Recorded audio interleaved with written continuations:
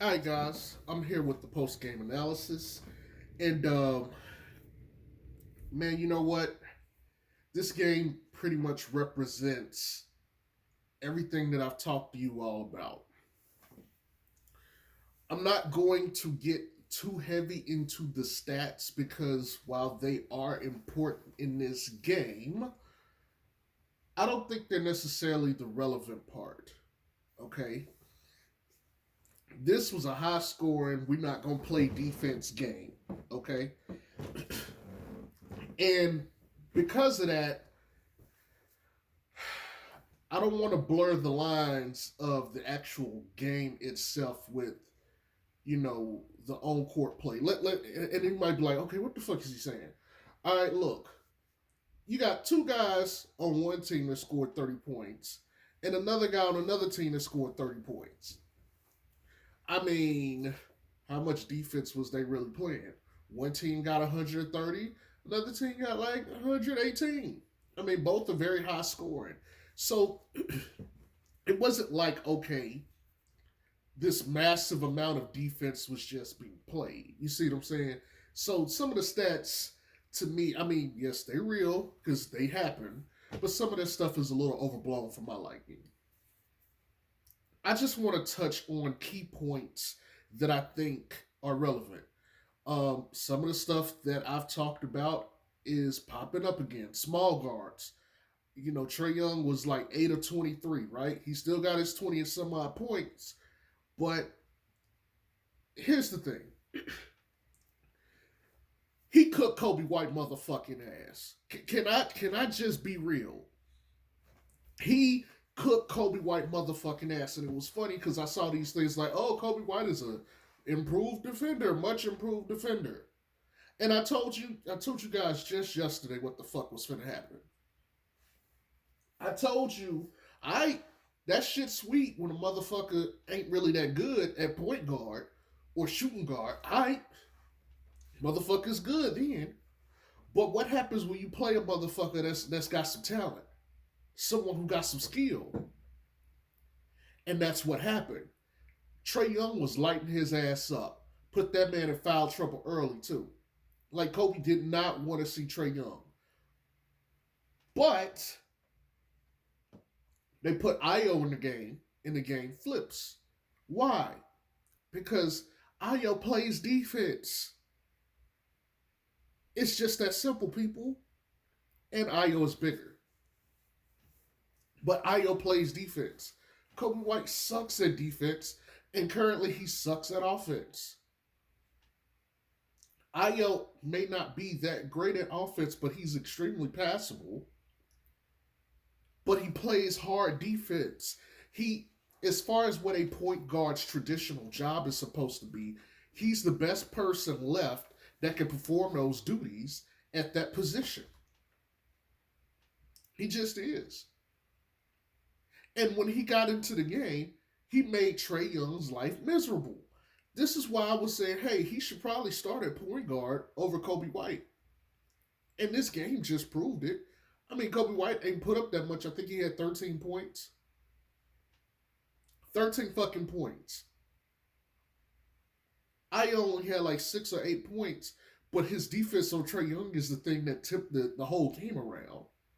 Because Trae Young, if I'm not mistaken, had 8 points in the first quarter. And I believe he finished the game with like 24 points, 23 points, or something like that. I'm not looking at the stats right now. But think about that. He had like 8 in the first quarter and then 15 the rest of the way. That's by no mistake. That is by no mistake. Okay? So that's one piece of my agenda out the way. I don't like these small guards, especially these small point guards and shit. But let's keep the agenda moving, right? Cam fucking Reddish. Hey, do y'all see why I want this motherfucker? Do y'all see? Do y'all really see why I want him? It shouldn't be that hard. That man gave 33 points. No effort. 33. And he did it all over the court. And nobody could stop him. Do y'all see why I want this man on the team? See, in this game, you got to see why Kobe White is such trash. And this is why I said to people way before when he was still coming off this injury, I was like, look, man, I don't believe Kobe White gonna be that dude that everybody think he gonna be because his scoring stats were not better than Zoe's. When he had the same or less field goal percentage and worse 3-point percentage, this is what you want coming off the bench to score? Like for real? Meanwhile, you got Cam Reddish, who was on that Zion team at Duke, who was the third wheel to RJ and Zion, who's a legit 6'8 wing, who can shoot.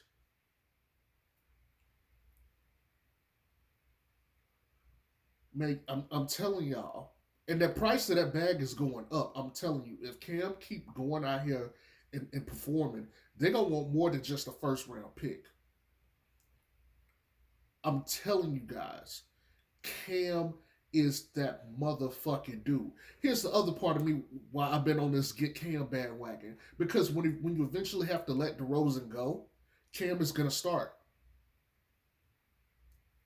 Him and P Dub. If you keep P Dub, him and P Dub are gonna start. So you're gonna have Zozak, Cam, and P Dub. And then whatever big you get back there. That's your rotation. Now I've heard some people talk about getting Karl Anthony Towns. So you throw Karl Anthony Towns back there with that squad. Oh, we going places. We got a legit squad. A legit fucking squad. But man, Cam is that dude. And like you're right, you know, he played some heavy minutes along with some of the other guys, true. But being able to get 33 points, man, like here's the thing. Fully healthy, Atlanta don't really use Cam or play him like that. But on this team, he's getting played day one. Matter of fact, he should start over Javonte Green. If I'm being real with you. And that's your other guy in the starting lineup who you could use to take advantage of the opposing team defense. Because now guess what? You gotta guard all five guys. See, you can sag off Javonte Green. You can leak off of Javonte Green. Yeah, you got to worry about him occasionally cutting, but you can sag off of him. With Cam, you can't sag off of Cam. You can't sag off of Cam. And then it's like, okay, who's the worst scorer in that lineup? Okay, you could say Zoe is, but Zoe is still the best shooter. You can't sag off of him. Whereas like if you go to double DeMar DeRozan like they have been doing, like teams have started doing, like at the top of the key. Let me double DeRozan.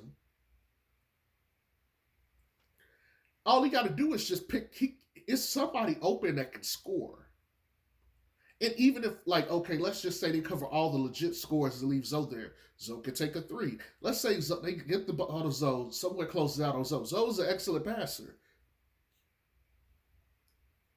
And who you gonna leak off of? You gonna leave Zach LaVine? Zach LaVine can shoot and he can attack the rim. Hello? I'm just saying. Cam is that motherfucking dude. And if this game don't show you why, I don't know what to tell you. He's been playing extremely well since everybody else has been out with COVID protocols. Extremely well.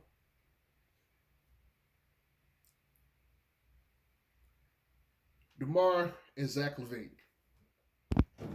Like I said, they both put up 30. Before halftime, they both had over 20 points. If I'm not mistaken, they both had over 22.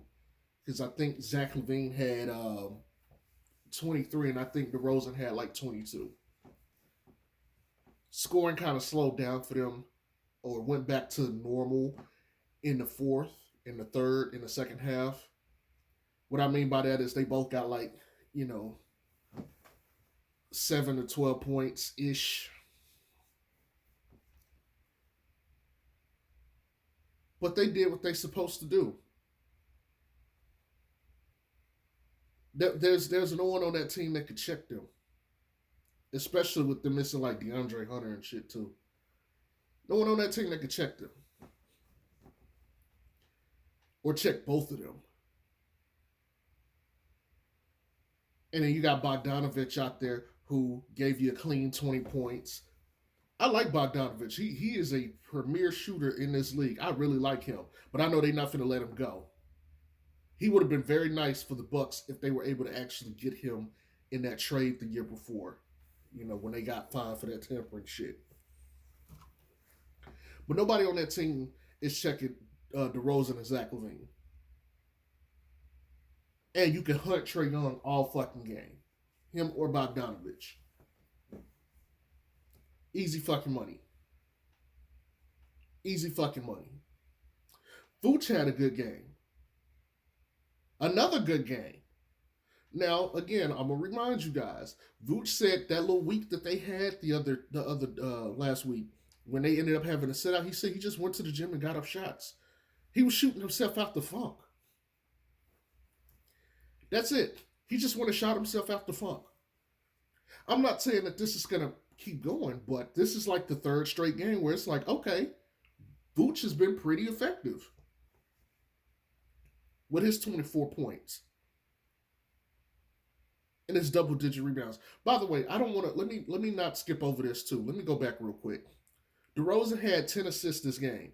Zach LaVine had 9. A lot of those assists were to each other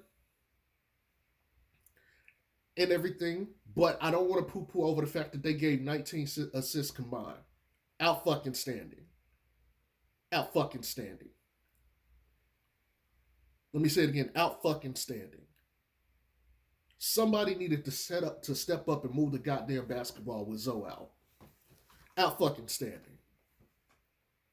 Now, if we could get more of that shit when Zoe and Caruso and Alfonso McKinney and everybody else get back, we'll have it fucking made. Out fucking standing. Anyway, Vooch had a double-double tonight. Going up against Clint Capella, another solid center. Probably top 3 defensive centers in the league. Clint didn't look that damn good to me tonight. But that's okay. Vooch did what he was supposed to do. I'm not mad for what Vooch did. I'm impressed. You know, Vooch has been what this team has been lacking or missing, his shot-making ability. If you're telling me he's going to turn it around, here's the thing. Like I said, you got 2 options. And this is for AK and Mark Eversley.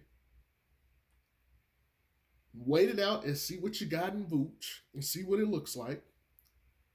Because there's going to be contract negotiations this offseason because he's eligible for an extension. Or just sit there and, you know, trade the guy. Either way, if he starts playing good again, you're talking about an all-star caliber center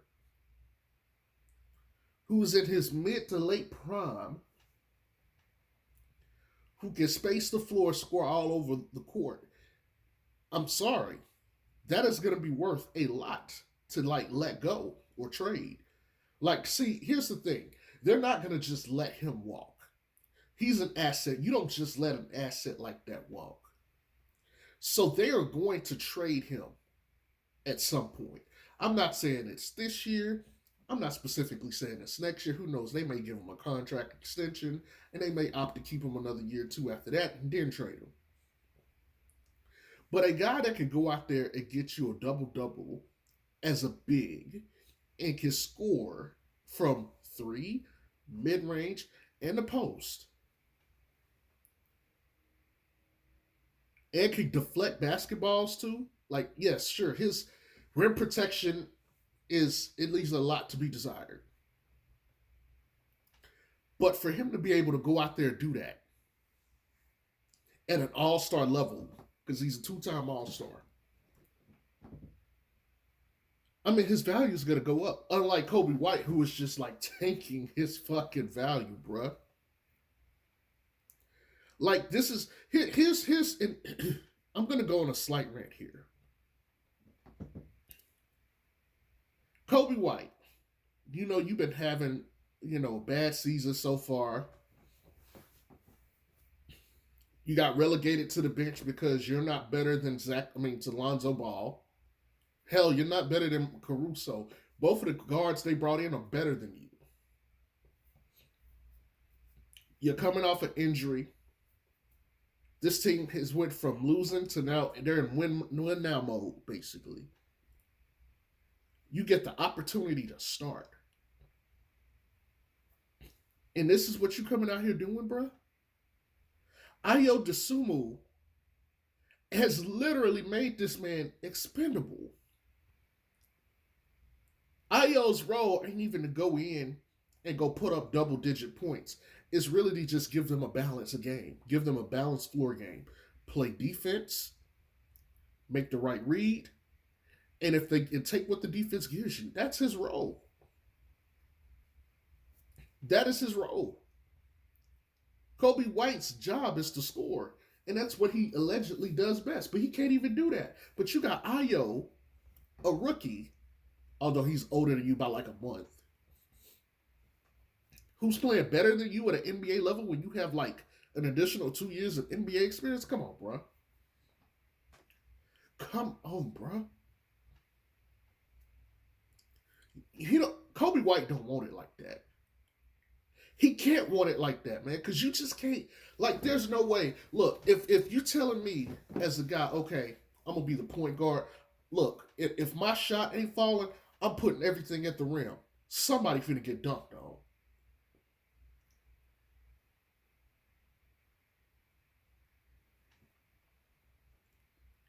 And again, I think Coby White would do better at a place like New Orleans, where he comes there and he's automatically the third guy, and nobody is going to question it, and then he knows his role. Yes, he could get in and score, and then he could go take as much shots as he needs, especially with Zion out and a guy like Brandon Ingram there next to him to facilitate. I think that's a better place for him. Or hell, even Cleveland, where they got Darius Garland as the point guard and they kind of got Sexton there, and they're both small guards. You can maybe just convert him to a two guard and say, okay, Coby White, be our two guard and just score. Just score within the flow of the offense, especially if they're going to get rid of Colin Sexton and ship him off somewhere and they're going to get assets back anyway. Just go ahead and send him to a team like that and just collect what you need off of maybe their bench. There's places for Coby to go where I feel like he can impact the game, where he can help a team out. And I know I'm poo pooing on him on this team, but I just don't think that he fits what they're trying to do. Because I've seen Coby smoke the Pelicans last year next to Zach LaVine dropping 25. So the dude got it in him. And I'm sorry, my voice is a little raspy right now. I'm literally just waking up and I'm doing this video. I ain't had a chance to get myself ready, so y'all, I apologize. But it is what it is, man. The bench scoring was the bench scoring. Um, Atlanta's been like it's really not much to talk about. The bulk of the offense was carried by the starting lineups. If I'm just being real, the bulk of everything was carried by the starting lineups. I mean, you got a little bit of productivity here and there, but Matt Thomas played another 19 minutes, man. Chris Fleming has this love affair with Matt Thomas. Like, but hey, that's what happens. But watch this. When Billy Donovan come back, that nigga ain't getting any play time. None. Although he's probably only getting play time seriously because Lonzo and Caruso and Alfonso McKinney and Tony Bradley are all not there. Same thing. Same reason why Cook is getting play time.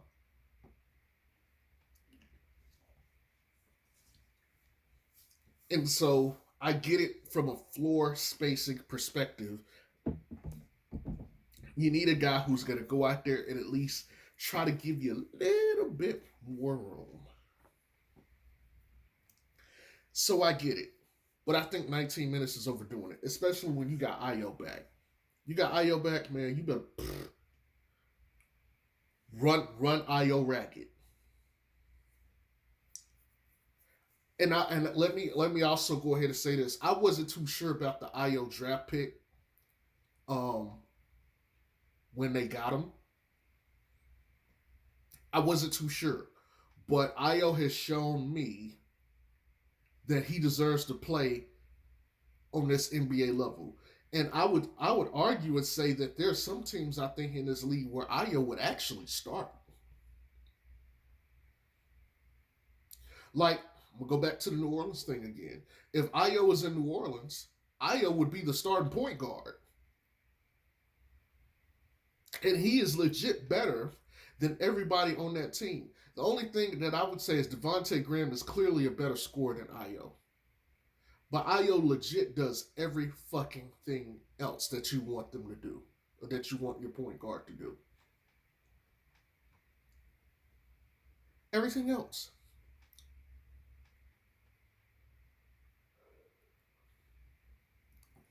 But the Bulls get a win, man.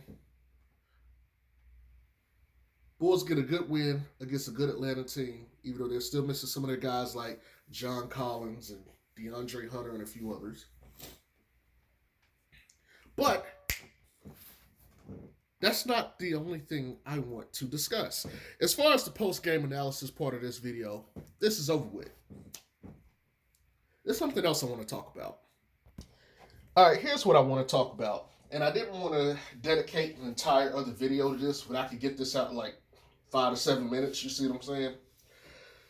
So, the CDC changed their policy on vaccinated individuals, saying that vaccinated individuals don't need to be in quarantine for 10 days.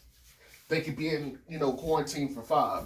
And also saying that if you got the booster shot, COVID leaves your system much more rapidly or much more faster. The NBA has, as a result of this, updated their COVID policy. But instead of it being 10 days, they're making it 6. I don't know what that extra day is for. Don't ask me. But as this pertains to the NBA, a lot of guys who had been doing these 10-day sentences would now be out in like 6. So Zoe, who went out on Sunday, should be back on Saturday. And if I'm not mistaken, Billy Donovan went out Saturday on Christmas. I could be wrong. He might have went out on Sunday too. So he'll be back on Saturday. If this had been the other way around, they wouldn't be back until like Tuesday or Wednesday of next week. You see what I'm saying? So because of this, we can expect Zoe back, Alfonzo McKinney back, and Billy Donovan back. Now, I'm not sure if the league is going to make it straight up a flat 5 days, because if so, all those guys will be back Friday. But for sure, they'll all be back on Saturday. Okay? Now, I was hearing some talk about, herd immunity. I'm not going to get into the details about it, but basically, if you get COVID and actually get the COVID virus in your system and you get over it, apparently you have a layer of protection that's greater, which makes you a little bit more less susceptible or immune to retracting the virus again. Now, I've heard cases about people getting COVID after, having it or whatever. But this herd immunity should take us deep into the playoffs. So the whole point of me saying this is the entire team, with the exception of Alex Caruso, has had it. Which means that the only person that we could maybe worry about missing games coming forward for COVID should be Caruso. Now, all these asymptomatic cases of the guys on the Chicago Bulls is doing us a favor, because you're 30 games in or more, really, and you got all these guys that basically got a break. Especially guys like Lonzo, who, for the most part, has been the healthiest Bull all year up until this point. Normally, he's Mr. Injury Prone, but he's been healthy He has been healthy. And because he's been healthy up until this point, it leads me to believe like he's turned a corner on his physical health, like him taking care of his body, which is absolutely fan fucking tastic. The best ability is availability. But for a guy who has a history of injuries like he does, this is a godsend that he basically gets a week off to relax his body again. It's not like he didn't get a week off anyway. Like he damn near, they missed like 2 games the previous week, and then they had the entire break for Christmas. That 4 little game slate, and then he come. Oh, now you can't play anymore. So he's almost getting. I ain't gonna say an off season, but he's getting a pretty good break to just sit there and work on his game. Like I don't know if you guys have paid attention. Rosen and Zach LaVine, all they did was like go running and work on their game. That was it. That was it. So Zoe is probably doing the same fucking thing. And so when he comes back, like that first time when they had some games delayed, he worked on his game. You could tell he was finishing at the rim better. If he's still able to work on his game, I expect him to still have that same rhythm, which means he'll be better. DeMar DeRozan last night said that they had a big four, and it's like we need to, because the question was about really the big three, and he was like, no, we really got a big four because we're missing our point guard. We know what he does, what he does on the offensive end, what he does on the defensive end. Like he's our guy. We need him. So really, it's like when we step out on the court, we're big four. I appreciate DeMar DeRozan for saying that shit. I really do. Because he ain't lying. And the only thing I would disagree with them on is they don't have a big four. They have a big five. Alex Caruso is the other dude. That's the other big piece. They really got a big five. Like the Hamptons five lineup from Golden State. This is the Shy Five. And they need him just as much as they need Lonzo. But I appreciate the fact that DeMar DeRozan, stuck his neck out for Zoe and has been sticking his neck out for Zoe. It's about damn time we had an all-star level teammate that say some shit about goddamn Lonzo being a point guard when you got motherfuckers out there talking about, oh, he's a wing. But anyway, that's all I really want to say. I hope y'all have a good day, and I will catch y'all again on the next one. Peace.